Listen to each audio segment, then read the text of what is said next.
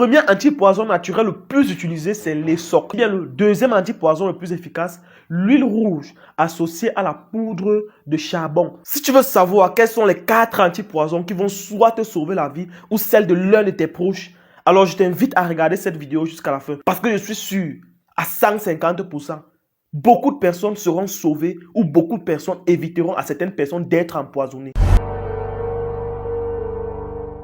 Le premier antipoison naturel le plus utilisé, c'est l'essoc.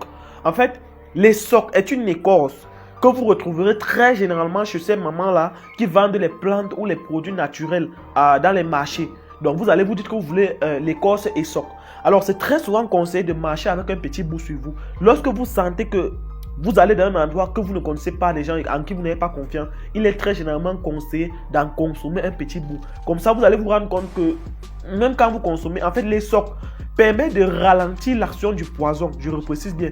Ça veut dire quoi? Si vous consommez l'essoc et que le poison devait agir sur vous en 1 heure de temps ou en 2 heures de temps, vous allez vous rendre compte que cela va prendre un peu plus de temps que prévu, peut-être 4-5 heures. Et en ce moment-là, vous allez pouvoir vous rendre compte facilement que quelque chose ne va pas et vous pourrez facilement y remédier. Alors, même si vous sortez et que vous n'avez pas consommé, lorsque vous rentrez et que vous vous dites que vous étiez avec des gens en qui vous n'avez pas confiance, n'hésitez surtout pas de consommer l'essoc. C'est très important. Le deuxième antipoison le plus efficace, et dis bien le deuxième antipoison le plus efficace, l'huile rouge associée à la poudre de charbon ou bien le manyanga noir. Bon, quand je dis manyanga, si tu es camerounais, tu connais le manyanga. Le manyanga, en fait, c'est l'huile de palme noire associée avec la poudre de charbon. En fait, ce médicament est naturel et coupe instantanément le poison. Bien, en fait, ça vous fait rejeter le poison que vous avez consommé. Ça vous fait vomir ça comme par magie. Donc, lorsque vous allez consommer du poison, à l'instant que vous vous rendez compte, léchez un petit bout, vous allez vous rendre compte que vous allez vomir. Si c'est la nourriture, vous allez vomir tout ce que vous avez mangé. Il est très souvent conseillé de marcher avec un petit bout dans votre sac. En fait, quand il y a un petit bout, vous pouvez peut-être mettre dans une petite boîte, les petits flacons là. Vous pouvez souvent tourner ça, mettre dans les petits flacons et garder soit dans votre sac, soit dans... bref, même dans votre porte-monnaie, même dans votre poche. Et lorsque vous vous rendez compte que vous êtes avec des personnes en qui vous n'avez pas confiance, retirez immédiatement, léchez. Même si vous avez pris le poison à l'instant T, je vous assure, vous allez vomir ça sur le coup.